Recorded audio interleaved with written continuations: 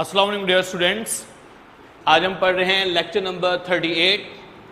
Topic है हमारा controlling the action, controlling the actin and myosin, actin and myosin interaction by calcium ions के जो actin protein यानी कि जो थिन फिलामेंट्स के अंदर प्रेजेंट है और मायोसिन जो कि थिक फिलामेंट के अंदर प्रेजेंट है, उनकी जो कंट्रैक्शन का प्रोसेस होता है वो कैसे होता है, ये बेसिकली हम जो है इसके अंदर पढ़ेंगे।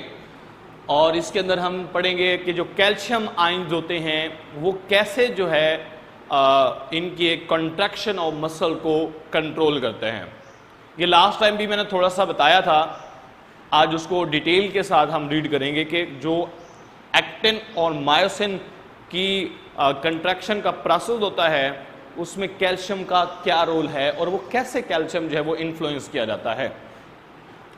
तो ये हमारे पास यहाँ पर मैंने मसल फाइबर की डायग्राम बनाई है मसल्स की, और इसमें आप देख सकते हैं कि मैंने सबसे पहले एक न्यूरॉन बनाया है। This is called motor neuron, और मोटर न्यूरॉन जो है इसके इस पॉइंट को जहां पर वो मसल्स के साथ कांटेक्ट होता है इसको कहते हैं न्यूरोमस्कुलर जंक्शन। न्यूरोमस्कुलर जंक्शन, इसके साथ ही सबसे पहले जो नर्व आती है उसको हम कहते हैं motor nerve, because it is come from coordinator. Coordinator जो है इसको मैसेज सेंड करता है। सेरिब्रम बेसिकली हमारे स्केलेटल मसल को कंट्रोल कर रहा होता है। तो मैसेज जैसे आएगा तो इस पॉइंट को हमने क्या नाम दिया, neuromuscular junction, when the axon of the neuron, motor neuron attach, या आप कह सकते हैं connect the sarcolemma. Sarcolemma is the membrane of muscle fiber, and when neuromuscular जब नर्व इम्पल्स आती है ना, तो जो न्यूरोमस्कुलर जंक्शन है इससे न्यूरोट्रांसमीटर रिलीज होते हैं, और न्यूरोट्रांसमीटर जो है वो आगे कनेक्टेड होते हैं एक टी ट्यूब्यूल के अंदर। This is called T tubule. What is T tubule? Sarcolemma जो है वो क्या हो जाते हैं, नीचे की तरफ मूव करते हैं, उनको हम नाम देते हैं टी ट्यूब्यूल। अब सबसे पहले हम ये पढ़ते हैं इनिशिएशन ऑफ नर्व इम्पल्स, के इनिशिएशन ऑफ मस्कुलर कंट्रैक्शन कैसे होती है, यानी कि जो मसल का कंट्रैक्शन होने का प्रोसेस है वो स्टार्ट कैसे होता है। तो पहले ही आप डायग्राम में ये पॉइंट आपने एक्सप्लेन करना है, how the initiation of nerve impulse या contraction is initiated when the motor nerves carry message toward the neuromuscular junction at point of sarcolemma, then it is start the phenomena of muscle contraction. ये muscle contraction को start करने के अब जो potential होगा उसको हम कहेंगे action potential. The nerve impulse which having ability to produce response in target tissue, that is called action potential। और जस्ट एक्शन पोटेंशियल होता है तो जो जितने भी हमारे मसल के अंदर मायोफाइब्रिल्स होते हैं उनके अंदर जो सार्कोमियर होते हैं वो कॉन्टैक्ट हो जाते हैं। ऑल आर नॉन रिस्पॉन्स, वो भी हम जो है वो पढ़ेंगे। तो सबसे पहला पॉइंट क्या है, इनिशिएशन ऑफ मस्कुलर कंट्रैक्शन। ये पहली 3 लाइनों के अंदर एक्सप्लेन किया गया है। क्या होता है, by the nerve impulse arriving at neuromuscular junction, all fibers contract by the single motor neuron or a motor unit. The contract simultaneously in response to the action potential fired by motor neurons. याद रखिएगा, जो हमारे पास एक single motor neuron की क्या होती है, nerve impulse आती है, वो सिंगल जो है वो क्या होती है, यूनिट कहलाती है। उसको हम क्या नाम देते हैं, motor unit, which having action potential which influence the muscles to contract, thus all the muscular fibers, all the muscle fibers simultaneously contract. This is the initiation of the contraction of muscle. Point clear? उसके बाद next है transverse tubules. What are the transverse tubules? The sarcolemma, this membrane, this is called sarcolemma. Sarcolemma of the muscle fiber is penetrate. ये क्या कहा जाता है? Penetrate कर जाता है किसके अंदर? इनसाइड. और अंदर है क्या हमारे पास? मायोफाइब्रिल्स. मायोफाइब्रिल्स, मायोफाइब्रिल्स के अंदर पेनिट्रेट कर जाता है. और मायोफाइब्रिल्स के अंदर पेनिट्रेट करके किसके ऊपर चला जाता है? अब दो पॉइंट होते हैं जहां पर ये जो ट्यूब है इसको हमने नाम दिया है T tubule. What is it? Is tubule because it is making tea shaped structure. ठीक है, टी ट्यूब्यूल. एंड ये जो टी ट्यूब्यूल है ये आगे पेनिट्रेट कहां तक? मायोफाइब्रिल के अंदर कहां पर? सार्कोमेयर. सार्कोमेयर के अंदर कहां पर? हमने पढ़े हैं जी लाइन. लाइट बैंड यानी आई बैंड के अंदर जो डार्क लाइन होती है मिडल, उसको हम क्या नाम देते हैं? जी लाइन. और दो जी लाइन के अंदर ये एक जी लाइन है और इसको हम कहते हैं सार्कोमेयर. और इसमें हमारे पास एक ये बैंड नजर आ रहा है, इसको हम कहते हैं डार्क बैंड. और डार्क बैंड को हम दूसरा ए बैंड भी कहते हैं. क्या नाम देते हैं? A band. इसी को मैंने यहां पर डायग्राम के अंदर शो किया है. ये हमारे पास लाइट बैंड है, ये जी लाइन है, ये जी लाइन है और ये हमारे पास डार्क बैंड है. अब हमारे पास ये जो है ये बने हुए हैं एक्टिन प्रोटीन से, मेजर एक्टिव प्रोटीन. और ये जो है थिक फिलामेंट ये बने हुए हैं मायोसिन प्रोटीन से. ठीक है. और हम जानते हैं इनके ग्लोबुलर एंड्स होते हैं.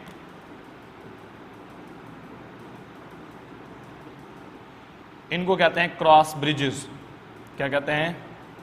क्रॉस ब्रिजेस, जो कि अटैच होते हैं ट्रोपोनिन एक्टिन प्रोटीन के ऊपर जाकर बाइंडिंग साइट पे. क्लियर? अब जैसे ही हमारे पास एक्शन पोटेंशियल आता है, ये जो टी ट्यूब्यूल्स हैं, अब ये याद रखिएगा एक मसल फाइबर्स के अंदर each muscle fiber containing the 1000 of T tubules, the whole is called T system. T system क्या होगा? सबको मिलाकर क्या कहेंगे? T system. Clear?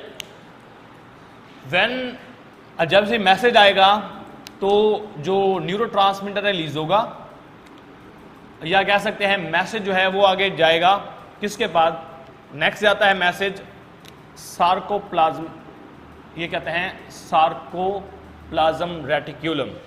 Sarcoplasm reticulum which are the sarcoplasm reticulum basically ये कैल्शियम स्टोर करते हैं. कैल्शियम को हाई लेवल के अंदर स्टोर करते हैं. ये आप देख रहे होंगे डायग्राम में मैंने कैल्शियम को दिखाया हुआ है. This is the continuous system of sarcotubules which are extending throughout the T tubules which are the factory of calcium. When the nerve impulse is generated which having action potential, then it influences the sarcoplasm reticulum which are the factory of calcium to open the calcium gate. अब ये पहले तो short question को कर लेते हैं. Side box है continuous system of sarcotubules extending throughout the sarcoplasmic around each myofibril. It is called sarcoplasmic reticulum. This is here I show the diagram. It is a network, continuous network of the sarcotubule throughout the sarcoplasm, which is present around each myofibril. It is look like endoplasmic reticulum, but is not endoplasmic reticulum. It is a devoid जो यानी अलग होता है by the ribosomes. ये ribosome से अलग होके specialise जो है कह सकते हैं रिपीटिंग पैटर्न बनाते हैं, that is called sarcoplasm reticulum which store calcium in high amount. When nerve impulse generate action potential then it influence the. अभी इसके अंदर क्या लगे होते हैं, इसकी मेम्ब्रेन के ऊपर लगे होते हैं कैल्शियम गेट. ये मैं रेड कलर के बना रहा हूं, ये है कैल्शियम गेट. ये कैल्शियम गेट ओपन हो जाते हैं. क्या हो जाएंगे? जब कैल्शियम गेट ओपन हो जाएंगे, मैं अब इस कैल्शियम गेट, तो कैल्शियम क्या आ जाएगा बाहर, सार्कोप्लाज्म के अंदर आ जाएगा. और जैसे ही कैल्शियम इसके अंदर आएगा, और तो ये कैल्शियम इनमें इसको अब ये किसके ऊपर एक्ट करेगा, सार्कोमेयर. सार्कोमेयर के अंदर जाकर किसके ऊपर जाकर अटैच होगा, ट्रोपोन. आपको नाम बताया था, ट्रोपोनिक प्रोटीन है. अब जैसे ही ट्रोपोनिन के ऊपर जाकर अटैच होगा, इसके बाद क्या होगा, ये हमारे पास ट्रोपोनिन, इसके ऊपर 3 आपने पढ़ा था इसके साइड्स होती हैं. एक होती है कैल्शियम बाइंडिंग साइड, दूसरी होती है जो ट्रोपोमायोसिन के साथ अटैच होती है, और तीसरी होती है जो एक्टिन के साथ अटैच होती है, एक्टिन प्रोटीन. अब जैसे ही कैल्शियम आएगा, ये वो पॉइंट होंगे जहां पर कैल्शियम जो है वो आज आकर अटैच होगा, which are the binding site of the cross bridges. तो कैल्शियम आकर यहां पर अटैच होगा. कैल्शियम जैसे आएगा तो ये क्या करेगा, ट्रोपोनिन को डिस्प्लेस कर देगा. डिस्प्लेस मीन इस डिस्प्लेस करेगा. और जो मायोसिन प्रोटीन जो है ये इसके अंदर क्रॉस ब्रिजेस होते हैं, तो उन्होंने कहां कर जाकर अटैच होना है, binding site on actin.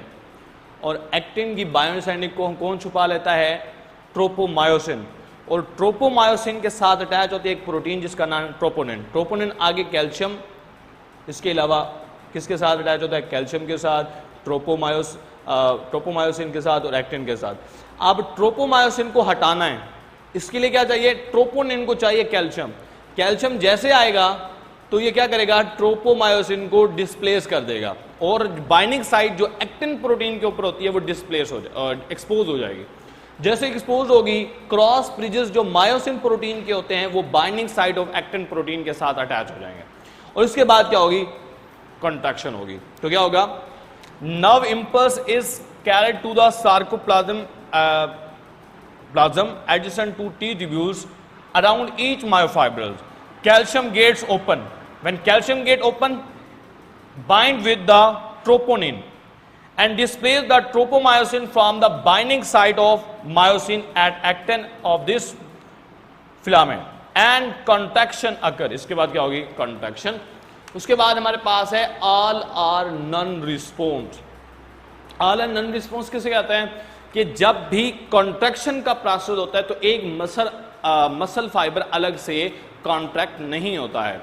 When one motor neuron having action potential to contract the muscle fiber, then all the entire muscles of the कह सकते हैं that particular type of muscle fibers are contract simultaneously and the process of contraction occurred. Clear?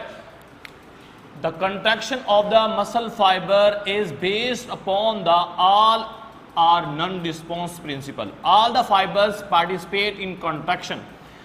उसके बाद last में आता है degree of contraction. The degree of contraction is depend upon the how much muscle fiber are taking part in the muscle contraction process.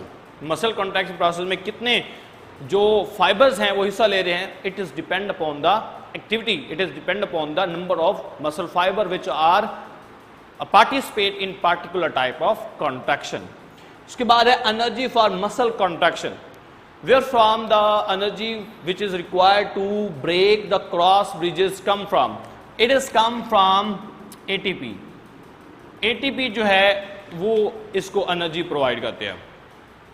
अब ATP कहां से बनती है, हम जानते हैं our skeletal muscle stored large amount of glycogen, and when we need energy, glycogen is converted into glucose, and glucose go into mitochondria for cellular respiration and produce adenosine triphosphate.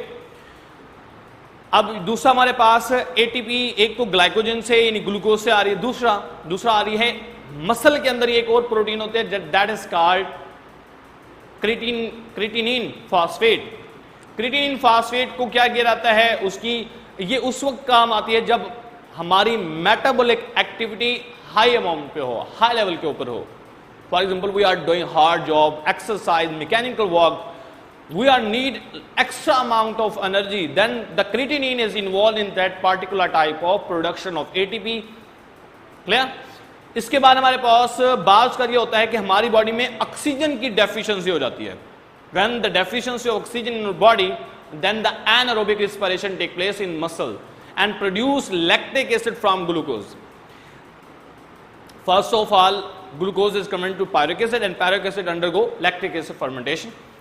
Lactic acid से क्या होगा, अब lactic acid अकमुलेट हो जाता है हमारी body के muscles के अंदर, which cause muscle to act, mean pain होगा और मसल फैटीग कहलाते हैं. इसके साथ ही अब लैक्टिक एसिड जो अकमुलेट हो गया है उसको भी ब्रेक डाउन करना होता है. तो लैक्टिक एसिड को ब्रेक डाउन करने के लिए, यानी कि उसके क्या किया जाता है, उसके लिए एनर्जी चाहिए. तो पहला जो एक लैक्टिक एसिड होता है उसको एरोबिकली यानी ऑक्सीजन की प्रेजेंस में ब्रेक डाउन किया जाता है. उससे जो एनर्जी प्रोड्यूस होती है उसको यूज करके बाकी 5 में से एक एरोबिकली ऑक्सीजन की प्रेजेंस, बाकी जो 4 बचेंगे 5 में से 4 और 5 आर ब्रेक डाउन एनारोबिकली यानी in the absence of oxygen and use the energy which is produced during aerobic respiration, aerobically. Clear? Here we read the topic ATP, aerobic respiration in each muscle of glucose. The glucose comes from stored glycogen during high metabolic rate. When we need more energy, comes from creatinine phosphate. Clear? Which is stored in muscles during the oxygen deficiency. Anaerobic respiration occurred which accumulate lactic acid and which cause muscle fatigue due to the accumulation of lactic acid in muscle. अब क्या होता है, जब हम rest condition में होते हैं तो 5 में से एक लैक्टिक एसिड को क्या किया जाता है, ब्रेक डाउन किया जाता है एरोबिकली, और इससे जो एनर्जी प्रोड्यूस होती है बाकी कितने बनेंगे 4 और 5 are break down anaerobically, and this is the whole process of muscle contraction. Thank you class. Allah.